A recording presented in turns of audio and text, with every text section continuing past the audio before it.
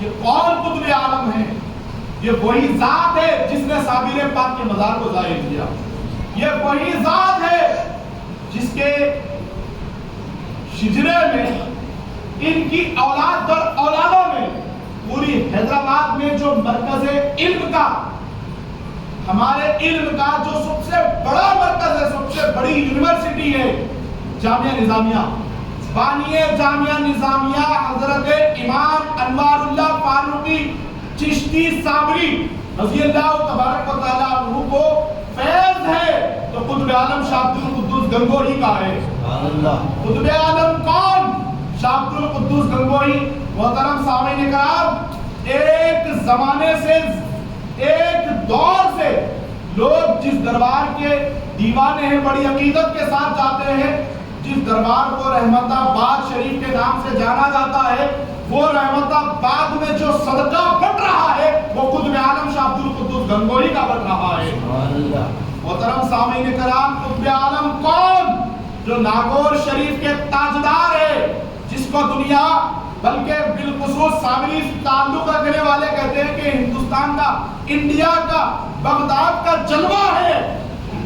وہ قادر ولی کے دربار میں بھی جلوہ جو ذات بکھیر رہی ہے، جس کے انوار و تجلیات کا نزول ہے، کوئی اور نہیں، قطب عالم شاہ عبد القدوس گنگوہی کی ذات ہے.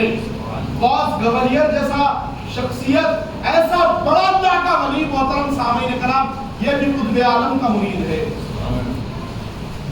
سرکار قطب عالم کون؟ آپ کلیر شریف میں جتنی بہاریں ہیں، خدا کی قسم وہ صدقہ قطب عالم کا ہے. رضوری شریف کی سرزمین پر پیدا ہونے والی یہ شخصیت قطب عالم شاہ عبد القدوس گنگوہی، ابتدائی سے، بچپن ہی کے عالم سے آپ اللہ سبحانہ و تعالیٰ کے ورد، ذکر، اذکار، حمد و ثنا بیان کرتے، اور بزرگوں سے محبت کا یہ تعلق تھا کہ آپ اپنے پیر و مرشد شاہ عبدالحق رضالوی رضی اللہ تعالیٰ عنہ کے دربار میں روزانہ جھاڑو مارا کرتے، صاف صفائی کیا کرتے. شاہ عبدالحق رضالوی کون؟ یہ ذات بابرکت حضرت خواجہ مخدوم جلال الدین کبیر الاولیاء، ان کے مرید و خلیفہ سرکار مخدوم جلال الدین کبیر الاولیاء کون؟ یہ مرید و خلیفہ خواجہ شمس الدین ترکی رضی اللہ تعالیٰ عنہ، جس کا ہم نے ذکر کیا. شاہ ولی شمس الدین ترکی کون؟ یہ مرید و خلیفہ سرکار صابر العالمین کے. محترم سامعین کرام، قطب عالم حضرت خواجہ شاہ عبد القدوس گنگوہی رضی اللہ تبارک و تعالیٰ روزانہ جھاڑو مارا کرتے اپنے شیخ کے روضے پر. ایک دن آواز آئی، اے عبد القدوس، کبھی ہمارے گھر میں بھی آ کر جھاڑو مار دیا کر. اب ان کی قسمت میں 4 چاند لگنے والے ہیں، ان کی قسمت کی معراج ہے. محترم سامعین کرام، یہ آواز سننے کے بعد پریشان ہو گئے، مراقبہ کیا تو دیکھا کہ کوئی اور نہیں، خیال میں آ کر کہنے والی شخصیت کوئی اور نہیں، شہنشاہ کلیر صابر پیا کی ذات ہے. کلیر وہاں سے جانے کا ارادہ کیا.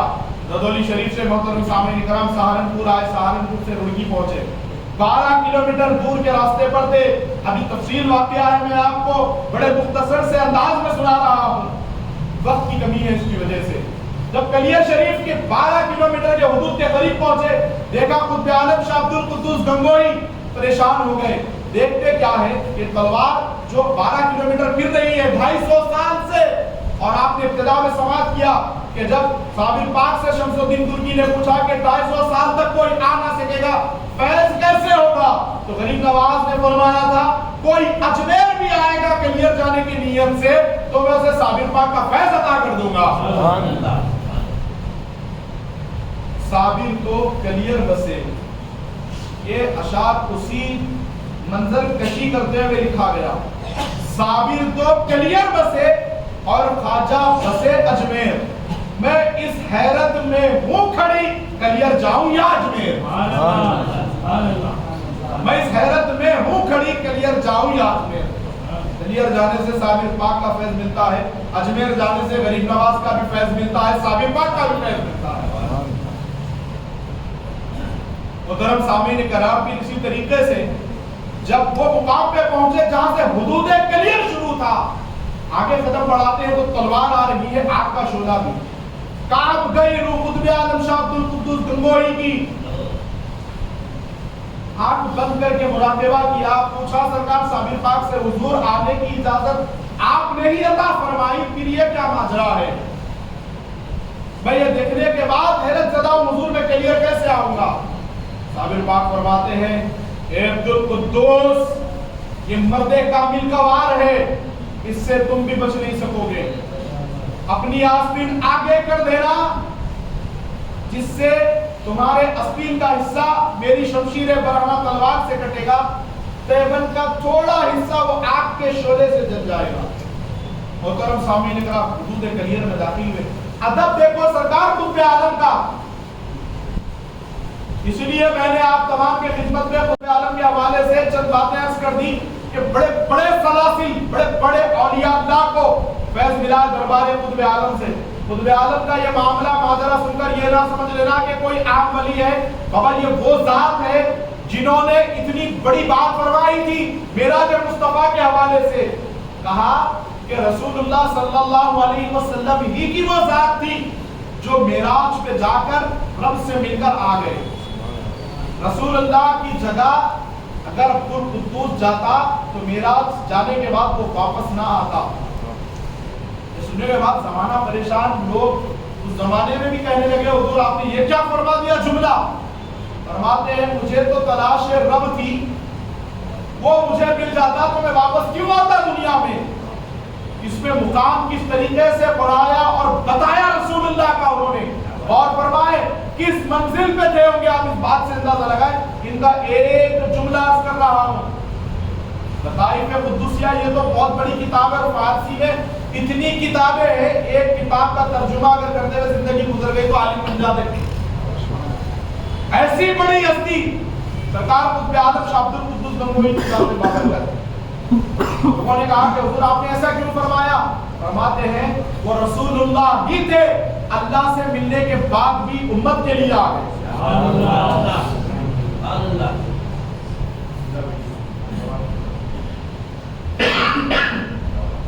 یہ قطب عالم شاہ عبدالقدوس گنگوہی کا مرتبہ دیکھیے، فرماتے ہیں مجھے تو اللہ کی تلاش کی ملنے کے بعد کیوں آتا، خدا سے ملنے کے بعد بھی آمنہ کا لال مکین گنبد خضرا مدنی تاجدار زمین پہ آئے ہیں تو خوش نصیبوں ہماری قسمت پر غور کریں کہ قطب عالم فرما رہے ہیں امت کی خاطر رسول اللہ سے ملنے کے بعد بھی دنیا میں آ گئے۔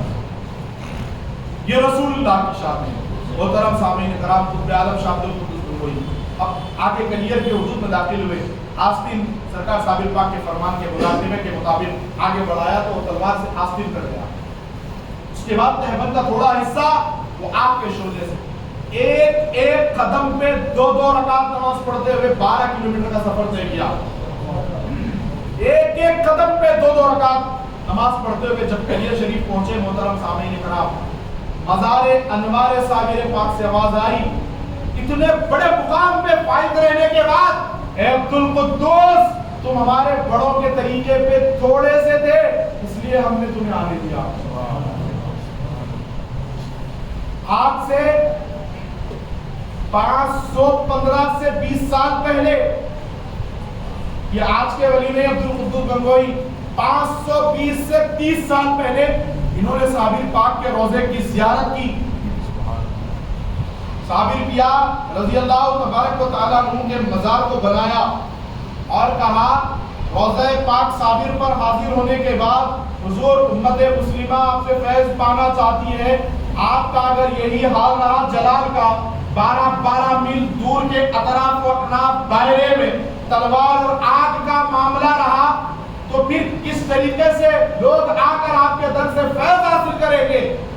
فرماتے ہیں عبدالقدوس ہم نے تیری خاطر اپنے جلال کو جمال میں بدل دیا، اب کوئی بھی میرے در پہ آ سکتا ہے، کوئی بھی میری زیارت کر سکتا ہے۔ محترم سامعین کرام، اس بات سے کیا پتا چلا کہ قطب عالم وہ ذات ہے جس کا صابر پیا نے بھی 250 سال انتظار کیا، 250 سال تک انتظار کیا۔ محترم سامعین کرام، پھر آپ نے مزار بنائی صابر پاک کی، گنبد بنایا، وہ پیاری پیاری جالیاں بنائی۔ محترم سامعین کرام، پھر سرکار صابر پاک کے پہلے سجادہ نشین آپ نامزد ہوئے۔ آپ کے 2 شہزادوں سے بھی سجادگی کا سلسلہ چلتا رہا۔ ایک شہزادے کی قطب عالم کی اولاد قطب عالم کی سجادگی کو سنبھالے رکھا. ایک شہزادے قطب عالم سرکار کی ذات و قدر کے جانشین ہوتے چلے گئے. محترم سامعین کرام، پھر اس طریقے سے صحابہ پاک کا سلسلہ قطب عالم سرکار کی بنسبت فروغ پایا. ان کے بنسبت سلسلہ یہ آگے بڑھا. پھر کئی جگہ سے بڑے بڑے اولیاء اللہ نے قطب عالم کو خلافت دی. ایک شخص نے قطب عالم کو ایک مرتبہ کا واقعہ طرز کیا کہ آپ کو قادری سلسلے میں خلافت دی ہے. وہ سے آج بھی ہے، میں قادری ہوں، تو چشتی ہے، نقشبندی ہے، سہروردی ہے. میرے بھائی کچھ بھی ہوں گا، جا کے ایک ہی ذات میں ضم ہونا ہے. وہ ذات کسی اور کی نہیں، علی مرتضیٰ کی ذات ہے. مولا کائنات کی ذات میں ہر سلسلہ ضم ہونے والا ہے. اس زمانے میں بھی بات کی گئی. محترم سامعین کرام، یہ وہ ذات اقدس ہے جب آپ نے آرام کرنے کے غرض سے بستر پر آپ نے سر رکھا اور آرام فرما رہے ہیں، تو خواب میں دیکھتے کیا ہے کہ شہنشاہ بغداد سرکار شیخ عبد القادر جیلانی حضور غوث الاعظم دستگیر رضی اللہ تعالیٰ عنہ فرماتے ہیں کہ تجھ سے اے عبد القدس لوگوں نے یہ کہا قادری سلسلے میں خلافت دی ہے، کل ہر ایک بندے سے فردن لوگوں سے کہہ دینا کہ شہنشاہ بغداد نے بشارے میں مجھے براہ راست خلافت عطا فرمائی ہے. 9 سلسلے جو مستند ہے پوری عالم میں پھیلے ہوئے، اس تمام سلسلے کی خلافت سرکار قطب عالم شاہ عبد القدس گنگوہی کو حاصل ہے. اور جس کا اب 15 سے 16 جنوری کے درمیان میں 499 ماؤس منایا جا رہا ہے. وہ ذات بابرکت کا آج ہم نے ذکر کیا. محترم سامعین کرام، ہمارے نام کے ساتھ بھی جو قدوسی صابری لگا ہوا ہے اسی کی بنسبت انہی کی آل میں سے میرے پیر و مرشد ہے حضور شاہ شاداب جہاں عالم سرکار نعمانی قدوسی صابری مقدس اللہ العالی کی ذات بابرکت. اور آپ یہ اللہ والوں کے پاس جانا، یہ اللہ والوں سے فیض حاصل کرنا، دین کی یہاں سے سمجھ لینا. لوگوں کو یہ سمجھ میں آتا ہے کہ یہ شرک ہے، بدعت ہے. بہت پیاری سی ایک حدیث شریف ذکر کر کے میں اپنی بات کو اختتام کی طرف جاؤں گا کہ رسول اعظم صلی اللہ علیہ وسلم ارشاد فرماتے ہیں ان الناس لکم تبع، کہ لوگ تمہارے تابع ہیں. وَإِنَّ رِجَالًا يَأْتُونَكُم مِّنْ أَقْطَارِ الْأَرْضِ يَتَفَقَّهُونَ فِي الدِّينِ، کہ لوگ تمہارے پاس علم دین کی سمجھ حاصل کرنے کے لیے جب تمہارے پاس آئیں گے. یہ کون فرما رہے ہیں محترم سامعین کرام؟ جس پہ اللہ رب العزت کی پوری خدائی قربان وہ رسول اللہ فرما رہے ہیں. درگاہوں میں جانا، خانقاہوں میں جانا، آستانوں میں جڑنا، یہ کس کے لیے؟ آپ اس کے لیے، ٹیسٹری کے لیے، علاج کے لیے، بندش کے لیے نہیں. کہ لوگوں کی غیبت سننے کے لیے نہیں، برائیاں سننے کے لیے نہیں. ایک چائے میں 6 آدمی پی کر چائے کسی کی پکڑ کے غیبت کر رہے ہیں، اس کے لیے نہیں. جانا کس لیے ہے؟ رسول اعظم علیہ السلام ارشاد فرما. اچھا ان لوگوں کو فرما رہے حضور صلی اللہ علیہ وسلم جب لوگ تمہارے پاس آئیں گے، آنے والا تو بولا بالا، آنے والا تو معصوم ہے. ان الناس لکم تبع، لوگ جب تمہارے تابع، تمہاری اتباع، تمہاری بات فالو کر رہے ہیں، تم کو سن رہے ہیں، تو تمہارے لیے کیا ضروری ہے؟ وَإِنَّ رِجَالًا يَأْتُونَكُم مِّنْ أَقْطَارِ الْأَرْضِ يَتَفَقَّهُونَ فِي الدِّينِ، کہ جب دین کا فہم حاصل کرنے کے لیے، دین سیکھنے کے لیے، دین سمجھنے کے لیے زمین کے اطراف و اکناف سے جب لوگ تمہارے پاس آئے تو فرماتے ہیں آقا صلی اللہ علیہ وسلم فَإِذَا أَتَوْكُمْ فَاسْتَوْصُوا بِهِمْ خَيْرًا، کہ ان کے ساتھ ایسے اخلاق کے ساتھ پیش آؤ. وہ آنے کے بعد تمہارے پاس دین سیکھنے کے لیے تمہارا اخلاق دیکھ کر وہ دین بعد میں سیکھے پہلے تمہارا ہو جائے. ایسے اخلاق کے ساتھ پیش آؤ. فَإِذَا أَتَوْكُمْ فَاسْتَوْصُوا بِهِمْ خَيْرًا، خیر کے ساتھ پیش آؤ. نہ کہ آنے کے بعد ایسا نہیں کہ لوگوں کی غیبت کرے، لوگوں کی برائی کرے. نہیں. محترم سامعین کرام، جب اللہ والوں کے پاس، خانقاہوں میں، بزرگوں کے پاس جانا ثابت ہے تو جس کے پاس جا رہے ہیں ان کے لیے کیا ہے؟ کام ہے پیارے آقا علیہ السلام کی طرف سے. پھر ان کے لیے بھی یہ ضروری